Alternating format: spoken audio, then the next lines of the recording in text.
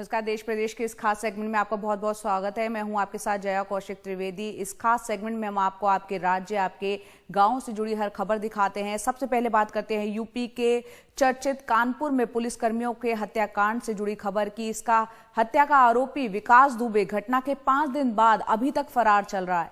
विकास दुबे नेताओं के संरक्षण की बात करता है, लेकिन सवाल यह है कि उसे क्या पुलिस की शह भी मिली हुई थी। कानपुर के मारे गए डीएसपी की चिट्ठी सामने आई है। इसमें उन्होंने चौबेपुर थाने के इंचार्ज विनय तिवारी को विकास का साथी बताया था और उसके खिलाफ कार्रवाई की मांग की थी। विनय तिवारी विकास दुबे के घर उसको पकड़ने गई पुलिस टीम को बीच में छोड़कर भाग गया था। पुलिस को शक है कि विनय तिवारी ने ही विकास को पुलिस ऑपरेशन की जानकारी लीक की थी। कानपुर में विकास दुबे के घर उसे पकड़ने पहुंची पुलिस पार्टी पे हुए हमले में डिप्टी एसपी देवेंद्र मिश्रा तो शहीद हो गए, लेकिन इलाके के चौबेपुर थाने के इंचार्ज विनय तिवारी मुठभेड़ से पहले ही भाग निकले। अब डिप्टी एसपी की विनय तिवारी के खिलाफ एसएसपी को लिखी गई चिट्ठी सामने आई है। इसमें उन्होंने लिखा है कि चौबेपुर थाने में विकास दुबे के खिलाफ आईपीसी की दफा 386, 147, 323, 504, 506 में मुकदमा दर्ज हुआ था। बाद में उसमें से जान मारने की धमकी देके वसूली करने के इल्जाम में लगाई गई दफा 386 हटा दी गई। इस केस के IO sub inspector Azhar Ishrat ने बताया कि थाना इंचार्ज विनय तिवारी ने उनसे वो दफा हटवाई है। विनय तिवारी की पुलिस के लिए वफादारी संदिग्ध है, इसलिए उनके खिलाफ सख्त कार्रवाई की जाए।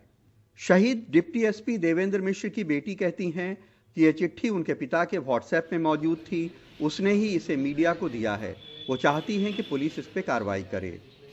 वो सब हम ही ने उनके व्हाट्सएप मैसेजेस और उनकी जो प्राइवेट फाइल्स थी उनके सारे डॉक्यूमेंट्स में हमने और मौसा जी ने सब देखा, तो उसकी वजह से हम लोग ने आज ही सारा जो है मीडिया के सामने सारा रिकॉर्ड कर। विकास दुबे कांड पे विपक्षी दल सरकार पे हमलावर हैं। कांग्रेस महासचिव प्रियंका गांधी और समाजवादी पार्टी के अध्यक्ष अखिलेश यादव ने ट्वीट कर सरकार पे हमले किए हैं। जांच कराई जाए, बिल्कुल जांच होनी चाहिए। और यदि बार बार सीनियर ऑफिसर यानी सीओ इस किसी एसओ के लिए कंप्लेन कर रहा है और उस पर कार्रवाई नहीं हो रही, तो इसका मतलब सैया भाई कोतवाल तो डर काहेगा। कानपुर के आईजी मोहित अग्रवाल कहते हैं कि उन्हें डीएसपी देवेंद्र मिश्र की चिट्ठी की जानकारी मिली है। वो इस पे एसएसपी ऑफिस से फाइल मंगवाकर कार्रवाई करेंगे। आरोपियों की जो गंभीरता मीडिया के माध्यम से देखने को मिल रही है, इसको हम लोग वेरीफाई करके जो भी उचित कार्रवाई होगी वो करी जाएगी। कड़ी से कड़ी कार्रवाई इसमें होगी। विकास की कहानी बिल्कुल किसी हिंदी फिल्म जैसी कहानी है, लेकिन कहते तो यही हैं कि सिनेमा भी समाज से प्रभावित होकर ही बनता है।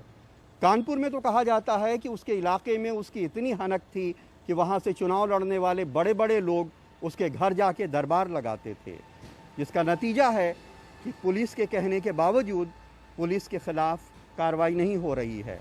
कानपुर में साहिब आलम अरुण अग्रवाल और लखनऊ में कैमरामैन राजेश गुप्ता के साथ कमाल खान, एनडीटीवी इंडिया। विकास दुबे से संबंधित सोशल मीडिया में वायरल हो रही एक चिट्ठी पर सफाई देते हुए कानपुर के एसएसपी ने मीडिया को बताया कि ऐसी कोई चिट्ठी संबंधित विभाग को प्राप्त नहीं हुई थी। मीडिया में वायरल ये चिट्ठी तत्कालीन सीओ देवेंद्र मिश्रा ने लिखी थी, जिसमें विकास दुबे और चौबेपुर के तत्कालीन थाना प्रभारी विनय तिवारी के बीच मिली भगत का आरोप लगाया गया था।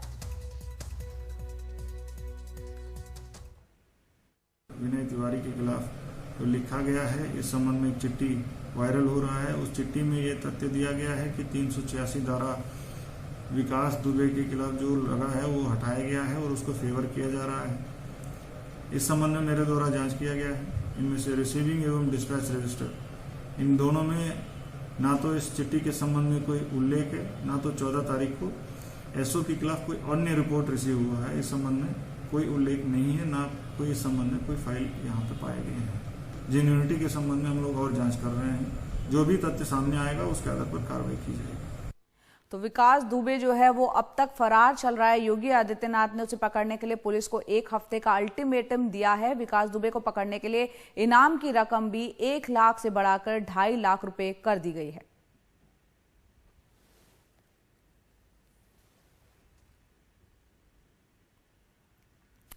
और अब खबर उत्तर प्रदेश के भदोही से। कल रात पुलिस और बदमाशों के बीच मुठभेड़ हुई। इस इनकाउंटर में एक अपराधी मारा गया जबकि एक भागने में कामयाब रहा।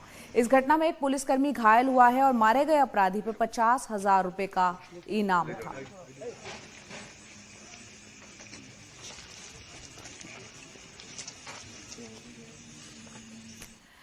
कोरोना की नेगेटिव रिपोर्ट देकर उत्तर प्रदेश के मेरठ में फर्जी कोरोना टेस्ट रिपोर्ट बनाने का हैरतअंगेज मामला सामने आया है। एक प्राइवेट अस्पताल 2,500 में कोरोना नेगेटिव का फर्जी नेगेटिव टेस्ट रिपोर्ट बनाकर देता था।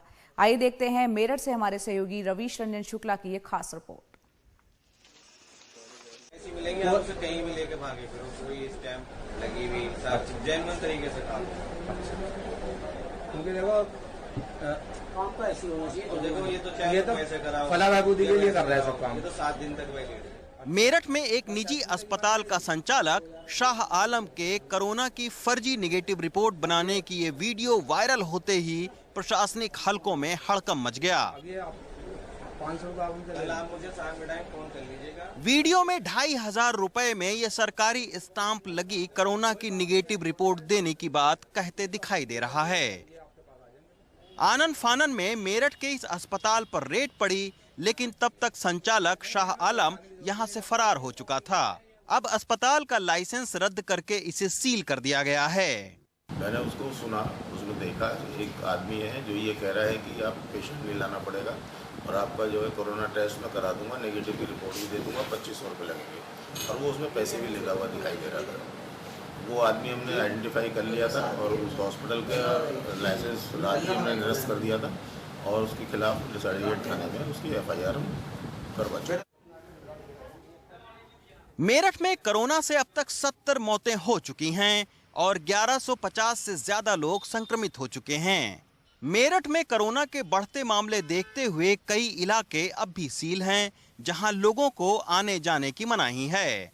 थोड़े से लक्षण दिखते ही प्रशासन जांच के लिए लोगों को क्वारंटाइन कर रहा है। इससे बचने की तरकीब निकालने के लिए शाह आलम ने कोरोना की फर्जी निगेटिव रिपोर्ट बनानी शुरू की।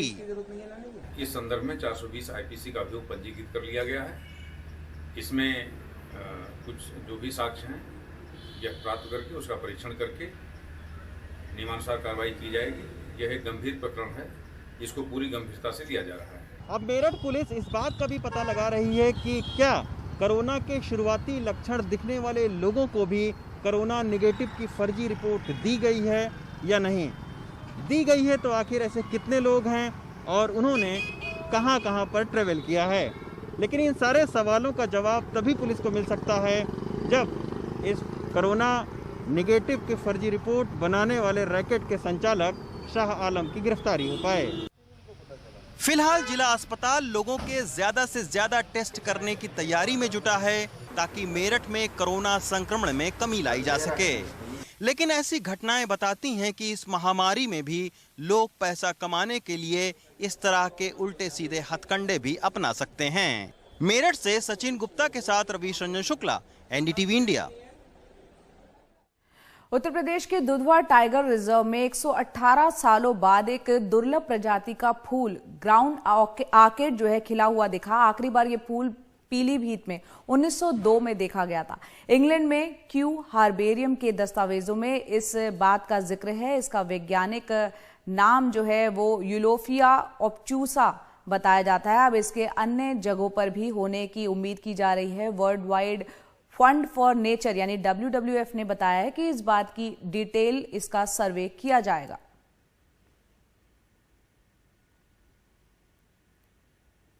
गुजरात के कई शहर इन दिनों लगातार हो रही बारिश की चपेट में आए हुए हैं और बारिश की वजह से जूनागढ़ के केशोद तालुका में साबली नदी पर बना पुल जो है वो क्षतिग्रस्त हो गया है। हालांकि यहां से किसी के घायल होने की कोई खबर नहीं है। मौसम विभाग के मुताबिक अगले 3 दिन सौराष्ट्र के कुछ इलाकों के अलावा उत्तरी और दक्षिणी गुजरात में भारी बारिश की आशंका जताई जा रही है।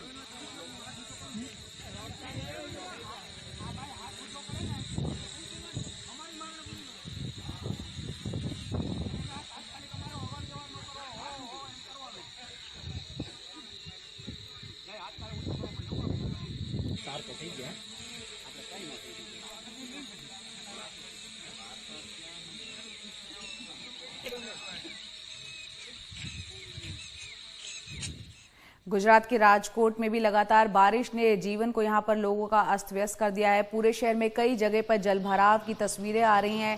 ट्रैफिक में भी दिक्कतें पेश आ रही है और अच्छी खासी परेशानियों का लोग सामना कर रहे हैं। पहले भी शहर के कई सोसाइटीज की जो दीवार हैं उसके गिरने की खबर आई थी।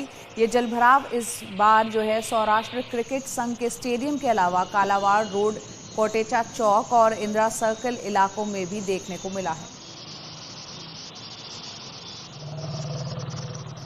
वहीं बरसात का असर जो है द्वारका नगरी में भी गुजरात में देखने को मिला है। जगह जगह यहाँ पर जलभराव है और यहाँ पर नगर व्यवस्था की पोल साफ तौर पर खुलती हुई दिख रही है। सड़कों, दुकानों, घरों में पानी घुस चुका है। बाढ़ जैसे हालात आप तस्वीरों में देख रहे होंगे। आपको बता दें कि लोगों को जिंदगी को अपनी पटरी पर लाने के लिए अच्छी खासी यहाँ पर मशक्कत करनी पड़ेगी।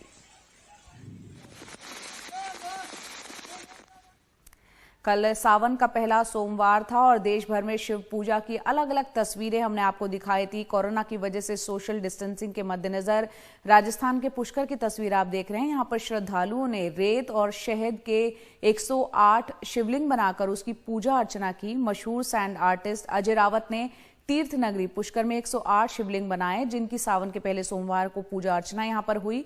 इस मौके पर श्रद्धालुओं ने देश और दुनिया को कोरोना मुक्त करने के लिए मन्नतें भी मांगी। राजस्थान के बूंदी से एक बलात्कार पीड़िता को केरोसिन का तेल डालकर, मिट्टी का तेल डालकर जलाकर मारने की कोशिश हुई है और पुलिस ने आरोपी के खिलाफ मामला दर्ज कर लिया है। नाम का लड़का है जिसने कल रात्रि 11-12 बजे के छत्तीसगढ़ के मुख्यमंत्री भूपेश बघेल ने केंद्र सरकार से शर्तों के साथ राज्य में जिम खोलने की इजाजत मांगी है। कोरोना वायरस के चलते 25 मार्च से हुए लॉकडाउन के बाद से यहां पर फिटनेस सेंटर्स और जिम जो है वो बंद है। इनके सामने अपने वजूद को बचाए रखने के लिए अब वित्तीय मुश्किलें भी सामने आने लगी है। बघेल ने कहा कि लॉकडाउन में चरणबद्ध तरीके से रेस्टोरेंट और होटलों को शर्तों के साथ खोलने की इजाजत दी गई है। मुख्यमंत्री ने उसी तर्ज पर जिम को खोले जाने की भी मांग की है। बॉर्डर रोड ऑर्गेनाइजेशन यानी बीआरओ ने लेह के पास 3 अहम पुलों का निर्माण किया है। इन पुलों से टैंक और हैवी व्हीकल को भी एलएसी एरिया में ले जाने में मदद मिलेगी। सामरिक ताकत और रणनीति के लिहाज से इन पुलों का निर्माण भारत के लिए बेहद अहम माना जा रहा है। असम के कुछ इलाकों में ब्रह्मपुत्र नदी में जल स्तर जो है वो नीचे गिरने की खबर आ रही है। ऐसे में माना जा रहा है कि असम के कई जिलों में बाढ़ को लेकर हालात वो धीरे धीरे सुधर सकते हैं। बताया जा रहा है कि सेंट्रल असम, राजबरी, मानिकगंज, ढाका और फरीदपुर और उत्तरी और उत्तर पूर्वी असम के कई इलाके जो हैं वहां पर 6 जिले बताए जा रहे हैं, उनमें हालात धीरे धीरे सुधरे हैं। वैसे असम और दूसरे उत्तर पूर्वी राज्यों में बाढ़ के हालात फिलहाल बेहतर नहीं हैं।